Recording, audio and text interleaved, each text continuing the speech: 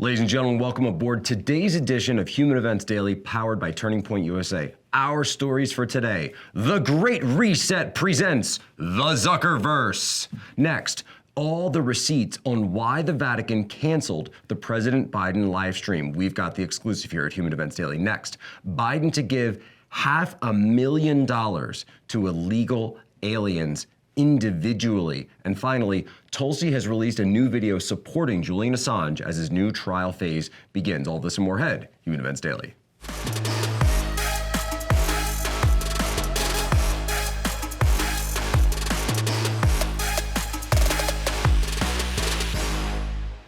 The Great Reset presents the Zuckerverse. Sign up now while pods still last. You'll own nothing, but you'll be happy because you'll be living a carefree life, renting things and spending your money, your hard-earned Zuckerbucks, as you live your life within the Zuckerverse. Listen to how Mark Zuckerberg explained it at a recent Facebook conference. So let's start by exploring what different kinds of metaverse experiences could feel like, starting with the most important experience of all, connecting with people.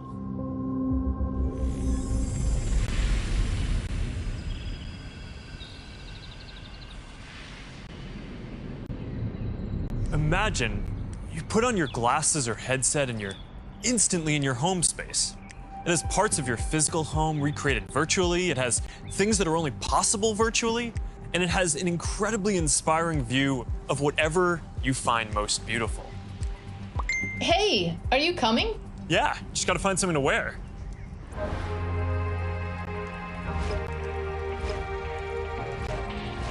All right, perfect. Boy. Oh, hey, Mark. Hey, what's going on? Hi. Mark. What's up, Mark? Whoa. So it's pretty clear what's going on here. The Zuckerverse is the wing of the Great Reset that's designed to distract you from the BlackRock wing of the Great Reset and what they're up to. The fact that they're buying everything, they're buying all the real estate, they're buying all the single-family homes, that Bill Gates is buying up all the farmland. But it doesn't matter because you'll know nothing and you'll be happy, but you'll be distracted. This is the ultimate bread and circuses. You will be plugged in to the Zuckerverse. This is how they achieve Elysium. Remember Elysium, the movie? This is how they achieve it, by plugging you in to the program, getting you hooked up to the Zuckerverse. You're going around, you're doing everything, and it doesn't matter. It doesn't matter the squalor you live in, right? Ready Player One, propaganda. That is not how it's, well, actually, remember this, if you saw Ready Player One, the guy lived in, they called it the stacks, and they were just trailer parks where the trailers were, stacked upon each other. That's going to be the world. The elites, they won't live in there. They'll live in the beautiful, wonderful Elysium. But you, no. So listen to transhumanist Yuval Harari talk about how you're not a person anymore. You're not a spiritual being. No. You're a hackable animal. His term. Governments and corporations, for the first time in history, have the power to basically hack human beings. There is a lot of talk about hacking computers, hacking smartphones, hacking bank accounts, but the big story of our era is the ability to hack human beings. And by this I mean that if you have enough data and you have enough computing power, you can understand people better than they understand themselves, and then you can manipulate them in ways which were previously impossible. And in such a situation, the old democratic system stopped functioning. We need to reinvent democracy for this new era in which humans are now hackable animals.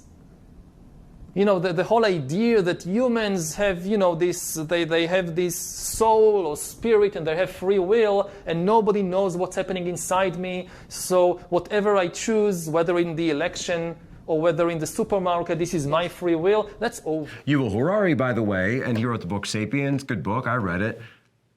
He's a contributor at the World Economic Forum. So your free will is gone. Your human agency, gone. Who you choose in the election or what you choose at the supermarket, gone. No agency, no choice, no belief, no connection to the transcendent, no ethos, no God. You live in the Zuckerverse. You are a hackable animal. This is the future that the Great Reset is pushing. So you got one arm, you'll own nothing, and then the other arm, you'll be hacked, you'll be uploaded, you'll be digitized, you'll be commercialized, you'll be infantilized here in the real world. But everyone else, the elites again, they will live in Elysium. And you'll own nothing and you'll be happy. So when we talk about all this, I want to give people an understanding. We are talking about the future and we are talking about the near present term. This is what you need to fight. This isn't liberal, conservative, it's not any of that stuff. It is, are you pro-human or are you pro-transhuman? That's the way all of this is heading.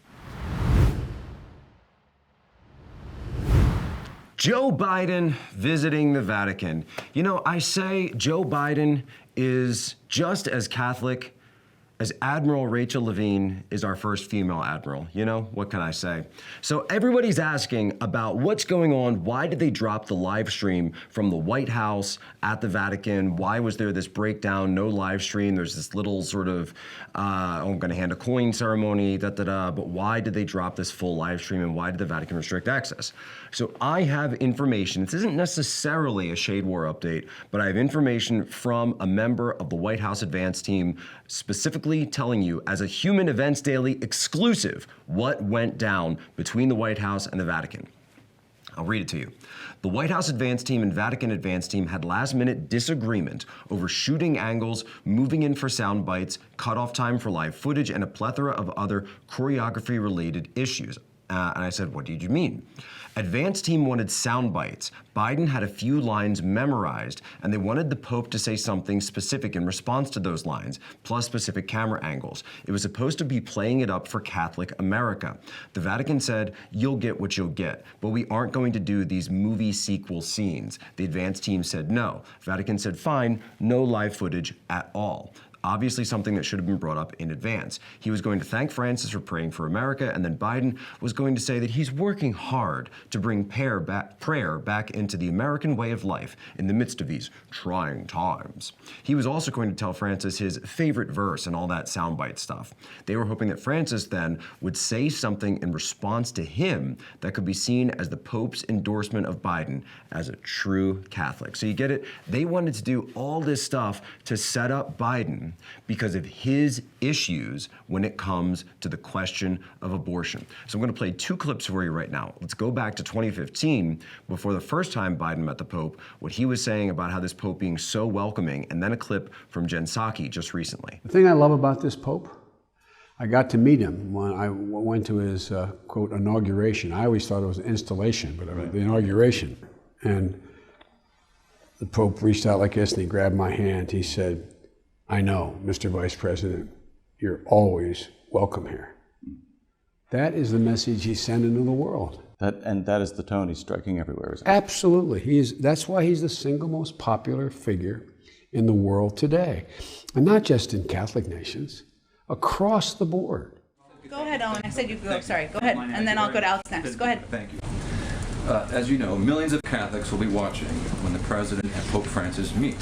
Yeah. The White House has said they will discuss working together on efforts grounded in respect for fundamental human dignity. Question 1, will that include the human dignity of the unborn?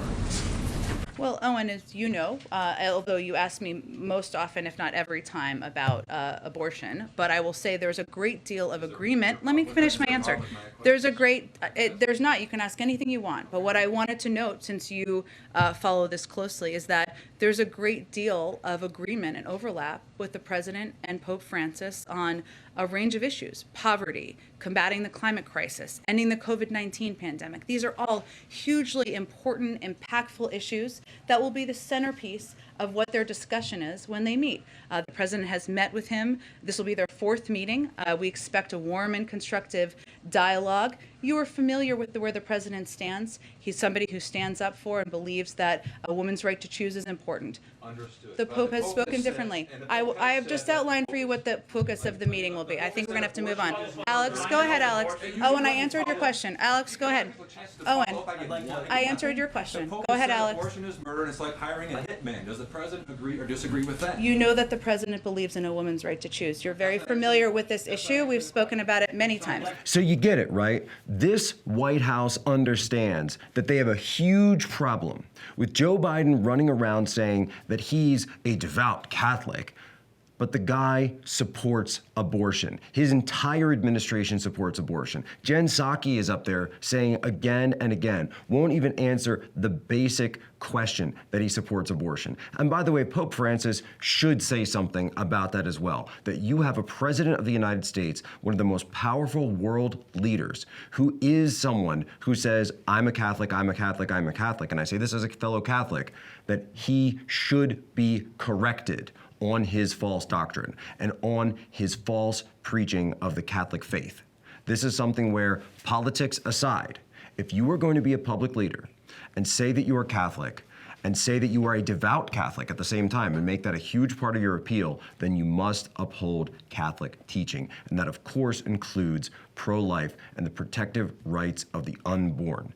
It's as simple as that. This is totally clear from Catholic catechism. This is totally clear from canon law. There isn't a question about this. But let's be fair, folks. That's not what's really going on. This is a chance for President Biden. He's on his farewell tour. He's just going around having fun, gonna go talk to the Pope, gonna go do this, go do that. The guy has no influence in Washington, D.C., couldn't even get his spending bill passed. He's not the one in control. And we've talked about the White House shade war. He's America's Yeltsin. This is a thank you for your service. Here's a nice whirlwind world tour. Here's your Rolex watch, up until they hold his hand and they walk him out of the White House together with Jill. Massive headline from the Wall Street Journal. The United States is in talks to pay hundreds of millions to families separated at the border. Isn't that nice?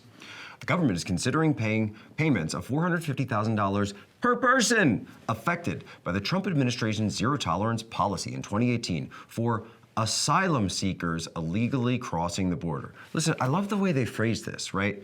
Asylum seekers illegally crossing the border. Now remember, the Wall Street Journal, right? People will say, oh, the Wall Street Journal, they're conservative, they're good, right? Remember, the Wall Street Journal, it's right in the name. It is the Journal of Wall Street. This is corporate America's mouthpiece outlet. So corporate America, right, they want more illegal aliens coming across. They want that completely turned on. Why? Cheap labor. This is what the illegal immigration issue is all about, right? It's all about cheap labor for big business and votes for Democrats. It's as simple as that, right? That's why you have this alliance of people who wouldn't necessarily be involved in, you think, wait a minute, I thought Democrats were against big business. I thought big business was Republican. All that's changed. And this is the issue where you can see the lines crossing. That's where you see the lines crossing. That is why in 2016, when populism came around, it's also why, by the way, a lot of the labor unions, the actual workers of this country, when they came around to looking at it, and they said, and of course the leaders of the labor unions, right, you can just throw them out the window because they're of course not going to do what's good for the actual workers. But the workers understood this issue. And that's why illegal immigration and the issue of illegal aliens coming across the border was such a big deal. It's the same issue as well because they compete for those jobs. They compete and they bring wages down for American workers. It's as simple as that. It's the same deal when we talk about China. Now go and look at what this is doing. Look at what this is turning on in terms of the massive caravans that all of a sudden have continued yet again. It's like they were turned off for a while. Now it's back on under President Biden. Take a look at this incredible, really incredible video from Oscar El Blue, Tapachula, Mexico, interviewing the leader of the latest caravan coming up. What is your opinion of me? Of the Biden administration saying that this is not a crisis? This is a humanitarian crisis and you know it. What is your opinion on that? I think they're just on denial of their own fault. You know, they haven't been able to handle immigration. If I tell you the truth, I believe they at least with Donald Trump, we knew what we had. With Biden, we don't know. He doesn't seem to have a clue what to do with immigration, because he says one thing and does another. And then tell me something different that Joe Biden has done. He promised immigration reform, he hasn't done it. He promised he was gonna take care of the migrants of Assad, he hasn't done it. He keeps every single line resorting to every. I mean, it's Donald Trump 2.0. So you hear what he said. Under the previous administration, we knew what we were getting.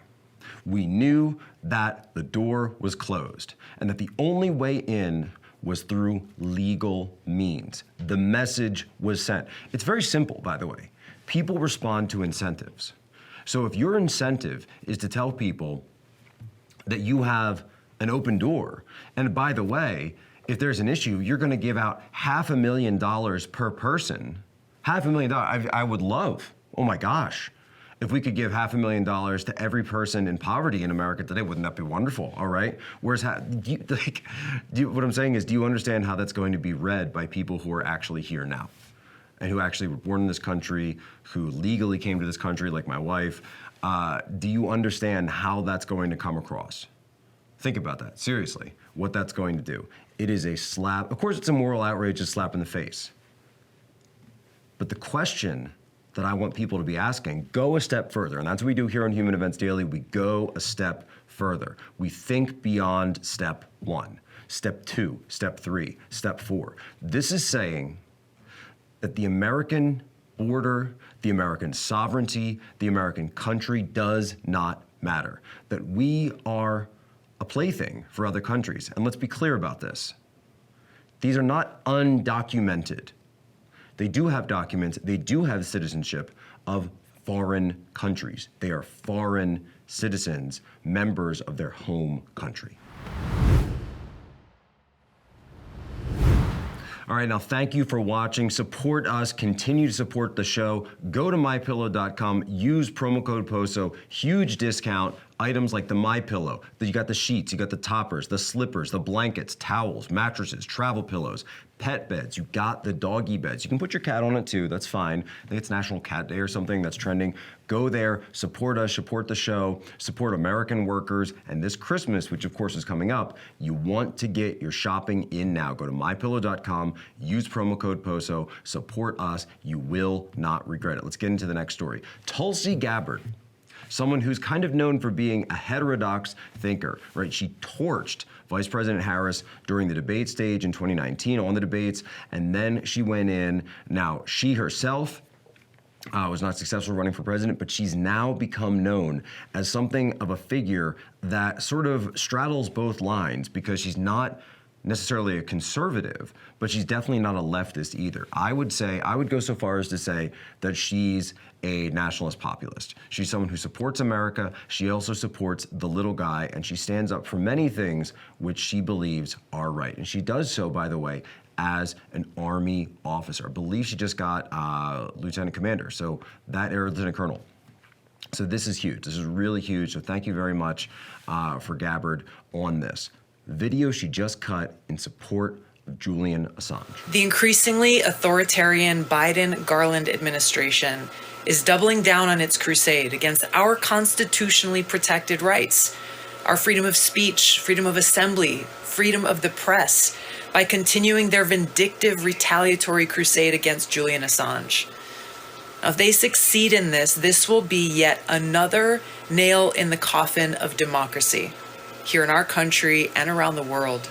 So what's going on? What's the situation? From BBC, WikiLeaks, U.S. begins legal appeal to extradite Assange.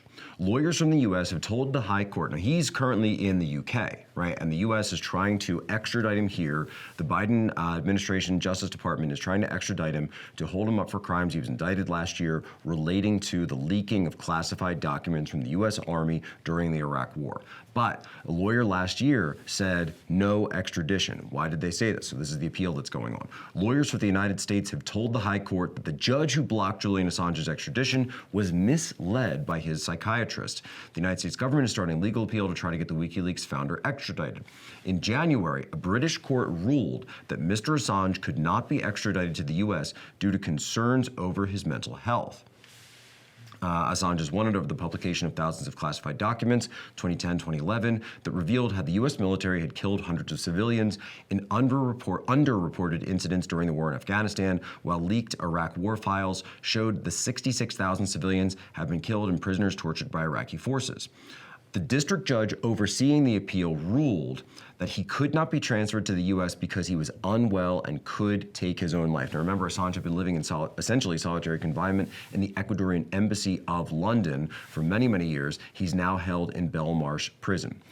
Here's my take on all of this. They want Assange arrested, indicted, and imprisoned for releasing classified information. But under the First Amendment, isn't that the same thing that the New York Times, the Wall Street Journal, and the Washington Post do every day? Steven Spielberg and Tom Hanks made a whole movie out of this. So that is the question here. When is it okay to do journalism and when is it not? Who is protected and who is not? Are we going to apply the same standard to everyone? That's it for us, wrapping up another week of Human Events Daily. Thank you from the bottom of my heart, and God bless all of you for being there and helping us hit 1 million podcast downloads this week. That is a testament to this audience. It's a testament to you sharing this out with your normie friends, being influence agents, being information activists. We need you to be an information activist now more than ever. So continue to share this. Leave us your 5-star review. And before we go, I have to mention our motto, be good, be brief, be gone. But it's time for today's moment of history. Today, not October 29th, 92 years ago, 1929, Black Tuesday. More than 16 million shares were traded. The Dow lost another 12%, a stock market crash that, of course, reverberated throughout history. Almost 100 years. Will we see it happen again? Ladies and gentlemen, you have my permission to lay shore.